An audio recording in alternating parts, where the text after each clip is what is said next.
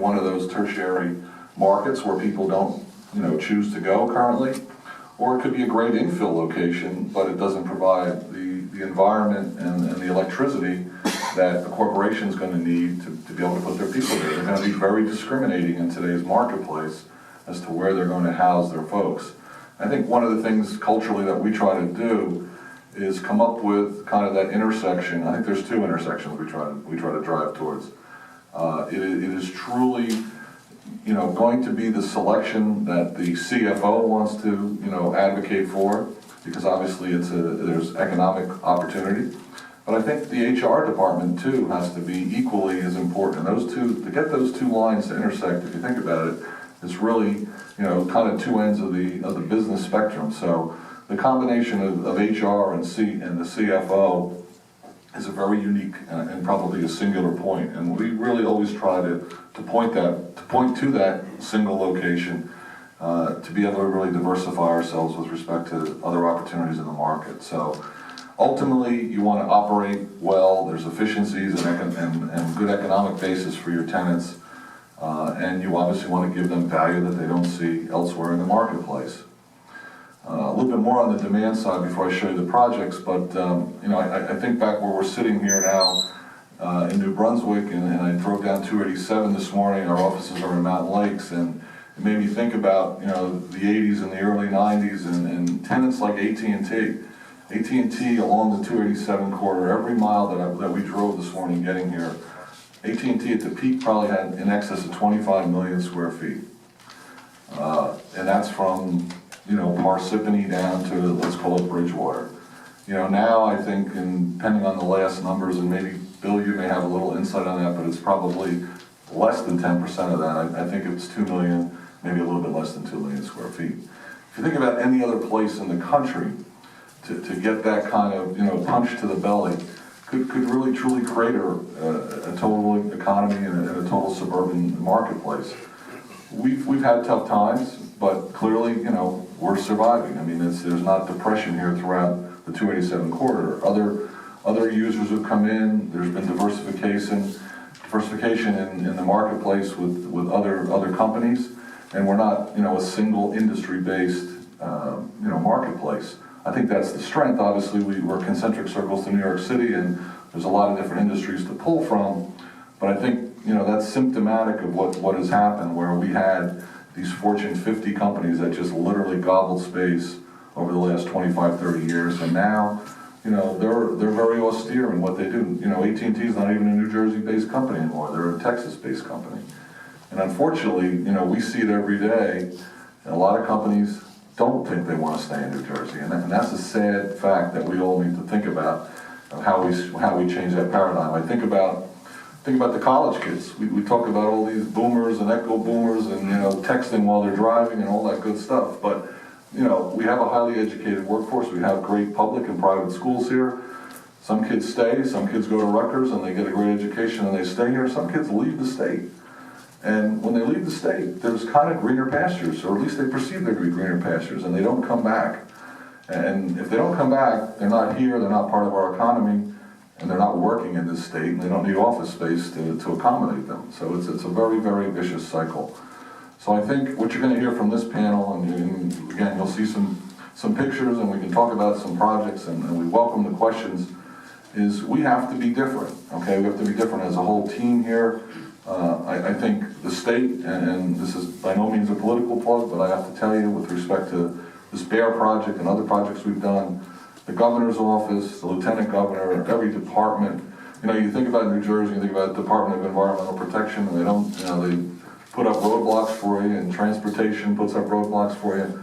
We got nothing but full cooperation from every department, and on a local basis, Mayor, obviously, your whole team worked expeditiously to make, a vacant 200-acre project with 1.5 million square feet turn in less than 15 months into a North American headquarters for a major pharmaceutical, Bayer Healthcare, 700,000 square foot headquarters. I mean, it really was a yeoman's task, and if not for the local support politically, all the professionals, and at the state and county level, I know the county is represented here today, it was totally a team effort. We were able to move through this because there was so much support from those that really brought support to the opportunities. Formerly Alcatel-Lucent, they had started to develop this property after World War II, and actually, I'm glad you put us up here, Gil, because I got my little thing here. And this was a heavy installation for a lot of Department of Defense technology that came out of here. Over 150 patents were developed from this property, but I'm pointing to this area, which was referred to as the quads, and these were effectively military barracks, where a lot of Department of Defense technology was developed. As I said, the Zeus missile, the Nike missile, a lot of the Cold War technology came out of this property. You know, so the urban lore goes. This was the third highest at-risk property in the United States during the Cold War, given the technology that was here after the White House and the Pentagon. And I can tell you, when we demolished 1 million square feet here, we found, you know, I mean, a lot of the guys talked about it was like being in The Shining, walking down these hallways that were, you know, almost 700 feet long. An incredible structure. I mean, well over 2.5 foot thick walls, spaces that we discovered, tunnels that we discovered. We discovered no bodies, I'm happy to report, but there was a lot, you know, a lot of secret places in this building and in the campus. What we saw here was an incredible 200-acre site, centrally located in Morris County, right off of Route 10 and 2 county roads, which is Whippany Road, which leads over to Highway 24 into 78, and then Parsippany Road, which obviously traverses up to 287 and ultimately Route 80. So again, unique infill location. And we're talking about transformation, and I think this is one of the bases for transformation. Location for sure. There was discussion about transportation, and you know, we hear a lot of the buzzwords of pedestrian friendly and transit village, you know, and trying to alleviate obviously car commuting. But effectively, we're still a commuter state. So where those opportunities present themselves, and I think you'll hear it from some others today, we obviously try to embody the public transportation. We do have bus, we have rail within the area. We actually have a private rail station across the street that, depending on ultimate ridership, that private rail company would bring in a private rail connector to Morristown, which would connect with the entire New Jersey transit system. So that's some forward thinking that we're putting out there, and if ridership were there for a demand standpoint, we'd see that would happen. One of the things that we are doing is, for this campus, and we also own another 65 acre campus about a mile from here.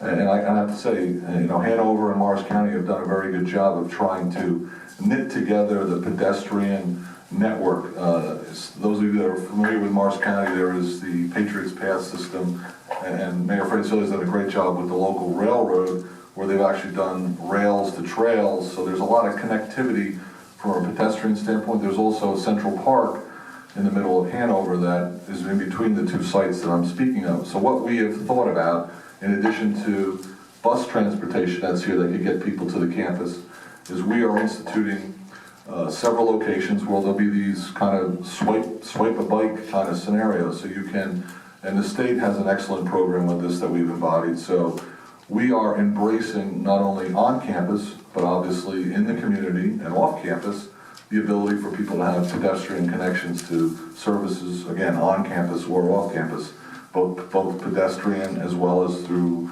the swipe the bicycle scenarios, which we think is a unique opportunity. You don't see it a lot. You see it in the urban centers, and we think that's a unique opportunity that could be brought to suburbia as well.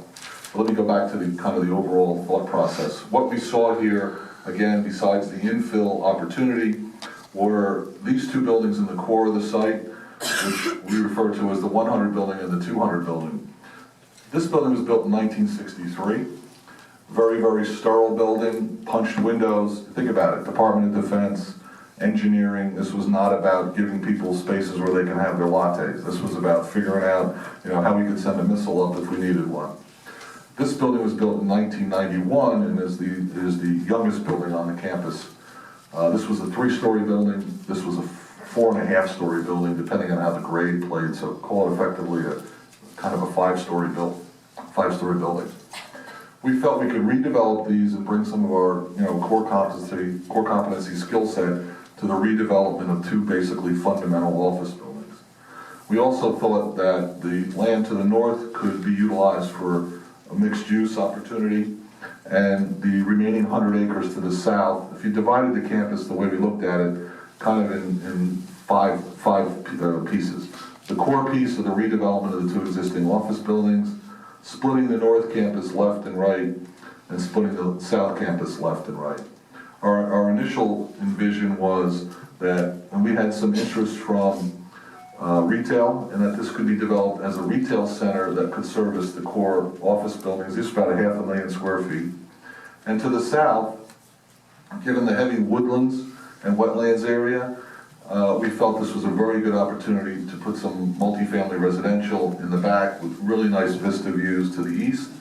And then the frontage along Whippany Road would present a unique opportunity, whether it was another office tenant, whether it was neighborhood retail that wanted to be, serviced in and out right off the county road, possibly hotel, hospitality. And we also had some interest on the senior living component. There was a skilled nursing facility here, and right off property is a memory care facility. So we saw the opportunity, and the market's kind of spoken to us about assisted living and other senior housing. And just an early depiction showing again the office buildings to the core. Here's the larger retail to the north with some, boutique retail. Some of these could have been restaurant pads, etc. You're looking at residential kind of pod back here, and then this was a larger senior housing component that was originally in the marketplace early on when we looked at the acquisition of this property. But what actually happened? The best laid plans of mice and men. You're out there, you're in the marketplace, but ultimately the market's going to speak as to what wants to happen. And what happened was, Bear was in the market. They had property in Morristown, a couple miles away from us. Peter's their landlord, done a great job. They've been very happy there. They were in Montville on a legacy property that they bought because they acquired a former company. And we have to think about the acquisition thing too, because Bear's growth was a function of acquisition. They bought a former pharmaceutical company called Burlex and inherited some of their properties. So it took them 20 years to kind of put their master plan together to bring it all under one roof. They also had facilities in Wayne, and they also had some facilities in Tarrytown, New York, that they ultimately wanted to bring under one roof. So what we needed to do was kind of project our vision of how this could happen for them. We had to do the proof set that we could deliver the quality that we talked about. Speed and certainty was a huge component for them. It's a German-based company. They were extremely sensitive to getting this done and getting it done right within a very, very short period of time. And I have to tell you, there were multiple selections for them of existing office buildings, some of which were fully vacant, some of them were partially vacant where space could be made available to them. Some of them were, buildings that were not quite as big as they needed that could be expanded to. We needed to say, you're going to go from this to an ultimate finished product. And I think our development team, Ross Chomix here, Chris Affinino from our office, put together very, very strong graphics. We had to do a video for them. We did a three-dimensional video to actually portray the transformation and visualize what the property would be like.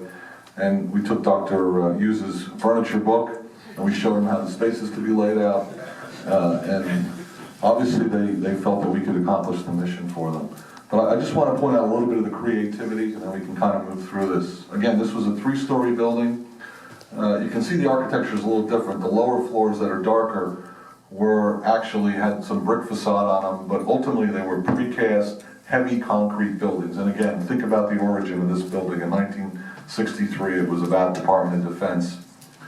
It was approved. They got a contract from the Department of Defense. We kind of went into the archives and got a little bit of the history. They were approved for a contract, and they needed 2 floors of space. Well, halfway through the construction, they were awarded another contract, and they got to add on this 3rd floor. Well, they had already poured the concrete for the 1st and 2nd floor, so they ended up coming in with light gauge steel for the 3rd floor. Remember that.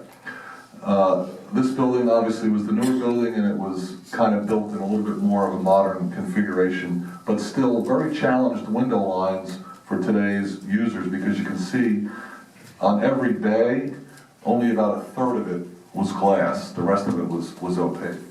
You can see how we peeled off the facade of the 200 building and gave expansive glass, and then we cut away these corners to put in some really architecturally pleasing curtain wall, full height glass.